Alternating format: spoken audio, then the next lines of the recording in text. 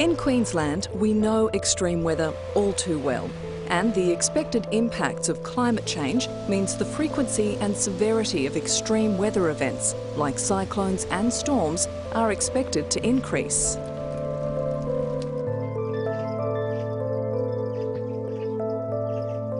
Communities and industries must prepare for and adapt to the expected impacts of a changing climate and the adverse weather that it brings.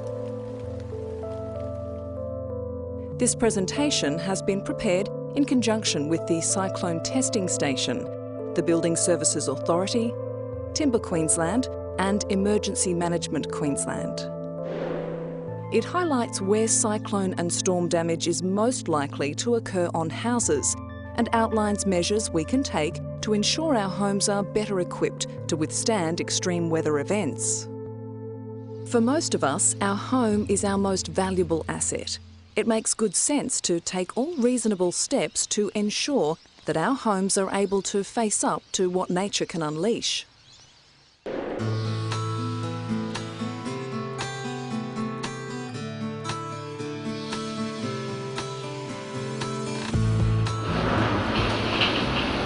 Cyclones and severe thunderstorms are two of the most common powerful weather events we experience in Queensland.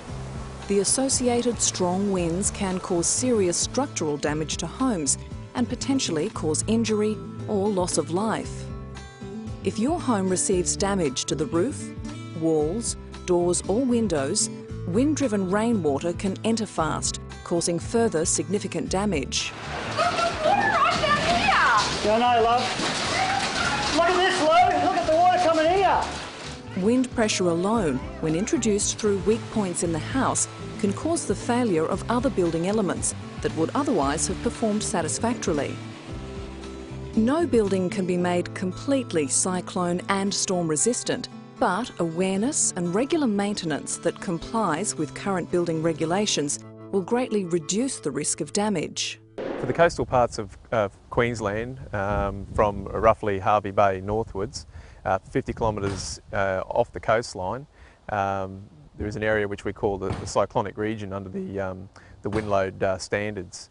And under that those wind load standards, there are a number of different wind classifications that can apply to building a house or any building throughout the state.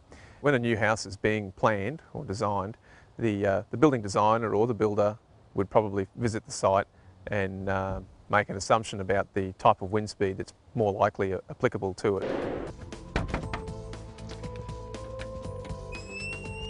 Hello. Hello. I'm from Hope Constructions. You called right. I did call for an you. inspection? I did, yes. What seems to be the problem? Well, out the back, we've got a bit of loose guttering and I think there's some water getting in there, so I'd love you to have a look at that. Okay, well, would you like to? Yeah, before we start, I'd just like to see your VSA licence if you have it. Right here. Great. Thank you. Yep, that all looks fine. Okay. Regular inspection of your home, maintenance, and in some cases structural retrofitting will ensure it is prepared to withstand the forces that nature may unleash. It is too late to take action once a cyclone or storm is on the way. Maintenance and repair work should be carried out well before the summer season. Good preparation before the event will mean a faster recovery after the event. Okay, well, there's some flashing issues that we'd need to look at. And of course we'll need to re-secure the gutter, that green part, and then the valley gutter. We might need to have a look at that in terms of the leakage into the building. The Cyclone Testing Station, attached to James Cook University in Townsville, is Australia's premier research establishment into the impact of cyclones and storms. It has conducted extensive research into the causes of structural damage resulting from very strong winds. At the Cyclone Testing Station, we've been around since 1977, basically researching ways to make housing resist high wind forces, whether that be thunderstorm or cyclone, tornado, those types of areas. We're looking at trying to make sure our houses are secure and can survive these events for their design criteria. So We've got many different ways of looking at that. We've got research into looking at, say, roofing in air chambers. We've got the wind tunnel that we can use to work out the design loads on structures, and that goes and informs the building codes and design standards. Let's take a closer look at just how powerful cyclones and severe storms can be. Tropical cyclones usually occur between November and April. In the past 50 years, numerous cyclones and significant storm events have cost Queenslanders billions of dollars.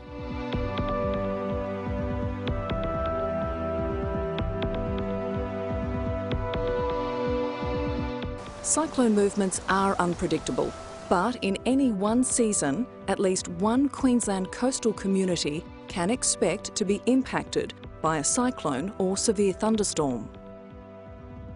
The Tropical Cyclone's Severity scale is a 5-category system based on the wind speed a cyclone generates.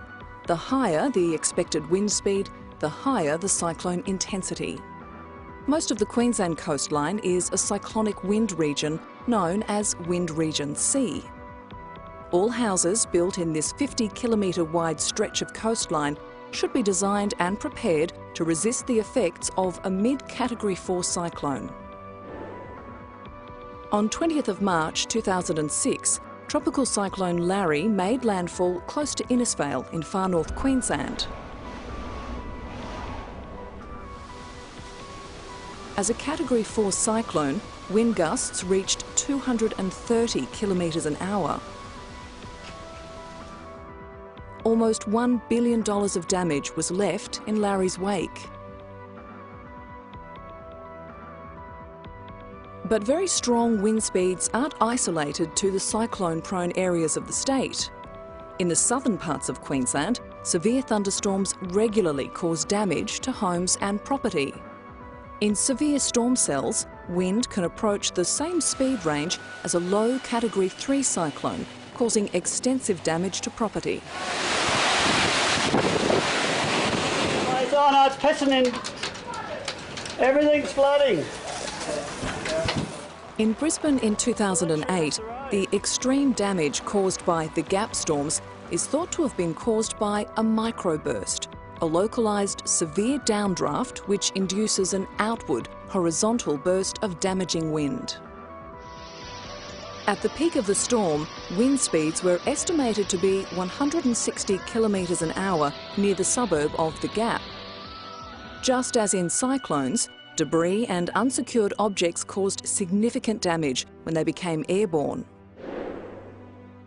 Although much smaller than cyclones, severe thunderstorms in Queensland cause greater damage to property in terms of insurance claims.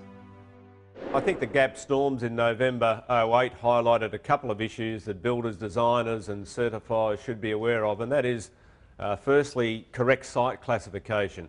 Following the studies of the damage after those storms, a number of sites were considered to have been underrated in terms of their wind classification, which impacted, of course, upon their inherent strength and hence leading to failures. Other things for new construction, the critical tie-down chain from the roofing right through to the foundation is the big issue. If the tie-down is not right, then it doesn't matter what else is done, there will be failures. The lessons learned from events like Cyclone Larry and the Gap storms have resulted in changes to building standards. If your house is an older construction, it may not necessarily meet current building standards. Regular inspections, combined with the retrofitting of components, will go a long way to ensuring your home is as safe as possible.